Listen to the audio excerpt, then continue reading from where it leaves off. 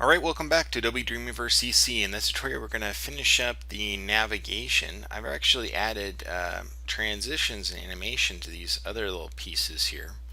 And I'm going to repeat this action with the home button here. But I kind of wanted you to see in the view here how that would look. It looks pretty cool, right? So let's check out how to do this. Let's go into Dreamweaver here. And you can see in live view, it does preview the animation, which is pretty cool.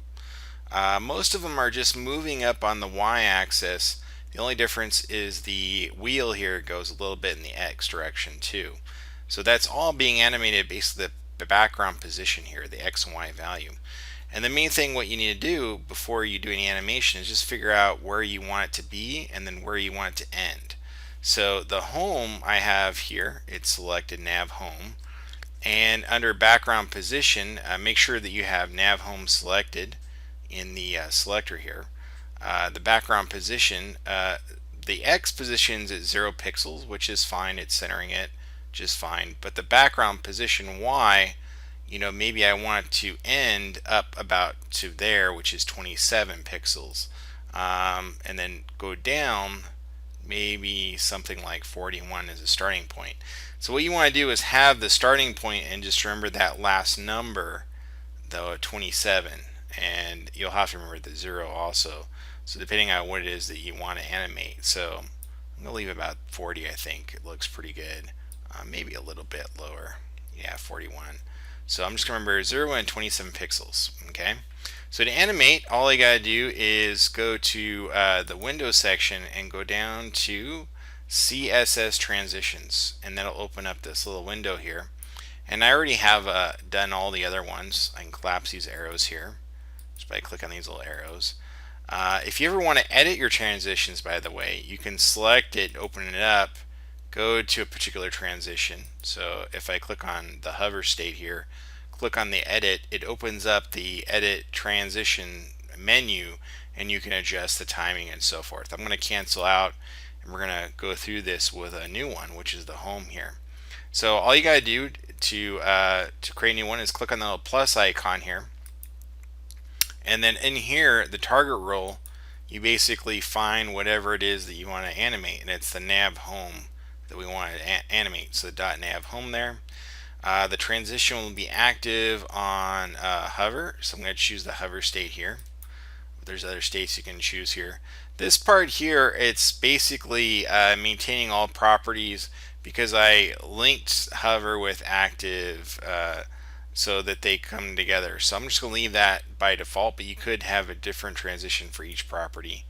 The duration, click in here and you put in a time. So I'm going to put in about a half second by hitting 0.5. And then the timing function here, if you click here, I'm going to choose ease, which is the smoothest sort of transition that happens. You can give it a delay if you want, but I don't really need to do that. And then this is just showing you seconds here, the value. The next thing we gotta do is determine what to animate, what property. So we have the time set up, the type of animation, the ease. We have the selector here, but we need the property. And the property, you click on the little plus icon, and these are all the different properties you can animate. Now it's going to animate by default the color because I already did that. I linked them together. So you'll notice it right away, just like the other ones. But I want to animate the background position. So I select that. And then I just have to remember those two values. So 0 pixels. And then I just leave a space there. And then 27 pixels. And then I just click Create Transition. And that's it. Pretty much that's all you got to do. So if I close out this little window here, now if I hover over it, you can see the little house pops up. And the color changes to red. So they're all being animated now.